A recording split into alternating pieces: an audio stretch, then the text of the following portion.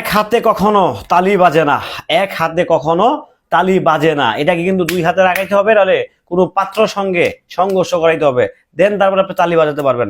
অর্থাৎ ইকরা পৃথিবী থেকে চলে গেছে, সেটা ঠিক আছে, কিন্তু জাহের আলভী রীতিমতো ইকরাকে নিয়ে এক দুর্দর্শ স্ট্যাটাস, এক বোমা ফাটানোর মতো একটা স্ট্যাটাস দিয়েছেন। ইকরা আগেই আলভীর ঘরে আলভীর স্ত্রী থাকা অবস্থায় আরেক পুরুষে আসক্ত ছিল। শুধু আসক্তি ছিল না, তার সঙ্গে বিয়ে করার পর 5 মাস সংসার করে আবারও ইকরা আলভীর কাছে ফিরে এসেছে। ও ভাই রে ভাই, কি অবস্থা এটা!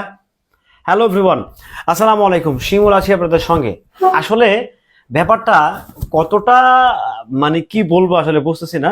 জাহের আলভী তার একটা পোস্টে, কালকেই পোস্টটা দিয়েছিল, আমি আসলে একটু ব্যস্ত ছিলাম, সেই নিউজটা করতে পারিনি। চিন্তা করে দেখেন, একটা মানুষ, আমার ওয়াইফ আমার ঘরে আছে, সে আমার স্ত্রী, বৈধভাবে আমার স্ত্রী, কাগজে কলমে সে আমার স্ত্রী, সে আমার সন্তানের মা, সে আমাকে রেখে কিংবা আমার সংসার করার অবস্থায় সে হচ্ছে আরেকজনের 5 মাস সংসার করে আসছে। ব্যাপারটা মানে বুঝেন কিন্তু ভাই, ব্যাপারটা কিন্তু আসলে ইয়ার কিনা, ব্যাপারটা কিন্তু ছেলে খেলা না, এটা কিন্তু খুবই ইম্পর্টেন্ট। সবাইকে বলছি ভিডিওটা ভালো শেয়ার করেন। দেখেন, আমি এখানে রাইট নাও এই মুহূর্তে আলভীর দোষ দিচ্ছি না, জাহের আলভীর দোষ একেবারেই দিচ্ছি না। কারণ কি, দেখেন তালি কিন্তু এক হাতে কখনোই বাজে না। উনি যে সুইসাইড করেছে, উনি যে মার্ডার, উনি যে নিজেকে মানে শেষ করে ফেলেছে, এটা কিন্তু আস্তে আস্তে প্রমাণিত হচ্ছে।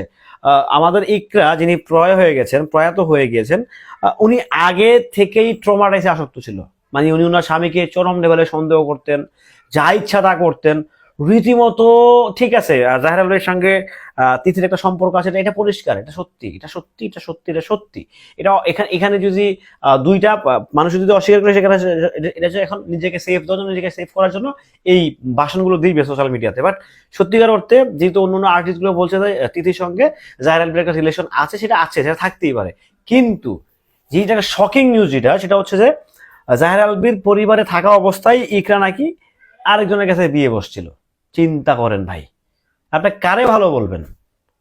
আপনি আসলে কি জাহের আলভীরে ভালো বলবেন, নাকি ইকরাকে ভালো বলবেন, কাকে বলবেন, নাকি তিথিকে ভালো বলবেন? ভালোটা আসলে বলবেন কাকে, সাপোর্ট আসলে করবেন কাকে? সাপোর্ট তো আসলে কারো করারই দেখতেছি না। কারো ভালো বলবেন, কার খারাপ বলবেন, মানে বোঝাই যেন মুশকিল, একদম দুষ্কর হয়ে দাঁড়াইছে। আপনি কাকে ভালো বলবেন, কাকে খারাপ বলবেন, কাকে কি বলবেন, সেটা আপনার ডিসিশন। কিন্তু ইকরা যদি এই কাজটা করে থাকে, আলভীর যে স্টেটমেন্ট, সে যে স্টেটমেন্টগুলো দিয়েছে, তার মধ্যে একটা ভিডিও প্রকাশ আজকে হয়েছে, রীতিমতো সোশ্যাল মিডিয়া সরগরম। হ্যাঁ, সব মিলিয়ে কিন্তু একটা মানে হজবরল অবস্থা কিন্তু ভাই, এটা তো বুঝতেছেন, একটা হজবরল অবস্থা কিন্তু। তো সেই জায়গা থেকে আমি তো দেখতেছি এখন আলভীর দোষ নাই, আবার দেখতেছি আলভীর দোষ আছে। ভাই, তুই যে তো ট্রমাটাইজের শিকার ছিলি, তোর বুঝে তোকে টর্চার করছে, সেটা তুই আলভীর কাছে বলি না কেন? সেটা তুই আগেই বলে দিলে পারতি, তাহলে তুই সেফ থাকতি। এই যে তোকে নিয়ে নানা রকম কথাবার্তা গুঞ্জন সরিয়েছে, এটা তুই আগে থেকে সেফ থাকতে পারতি, যে ভাই আমি কিন্তু এরকম এরকম টর্চারের শিকার, দ্যাটস ইট, ফিনিশ। আমরা তোকে সাপোর্ট দিতাম। তুই এমন একটা সময় এগুলো আগে বলি না কেন ভাই? এখন তো তোর প্রতি আমার মায়া জন্মাচ্ছে। সত্যি ভাই, এই লোকটাকে আমি যেভাবে, আমি নিজেই তো কথা বলছি আলভী সাহেবকে নিয়ে, খুব জঘন্য ভাষা আমি নিজেই কথা বলছি, আমি নিজেই ভাই, সত্যি কথা। বাট এইসব স্টেটমেন্ট আসার পরে তোমার আসলে আর ভালো লাগতেছে না, শুনতেও ভালো লাগতেছে না, এগুলো কথা বলতেও ভালো লাগছে না। বাট ওই যে অনেকে বলতেছে ভাই ভিডিও বানান না কেন, কি ব্যাপার? এই যে দিলাম। সবাই ভালো থাকবেন, সুস্থ থাকবেন, নিজের পরিবারটাকে অন্তত খেয়াল রাখবেন ভাই। কে যে কার কোন মুরগি কার বাসায় ডিম পারে, এটা বোঝা মুশকিল। ভালো থাকবেন, সুস্থ থাকবেন, আল্লাহ হাফেজ।